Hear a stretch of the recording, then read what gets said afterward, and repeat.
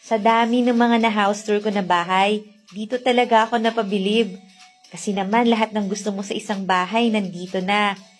Brand new, modern design, corner house, at ang ganda ng location.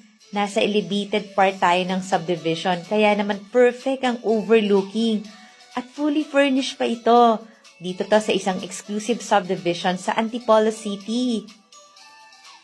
Hi, future homeowner!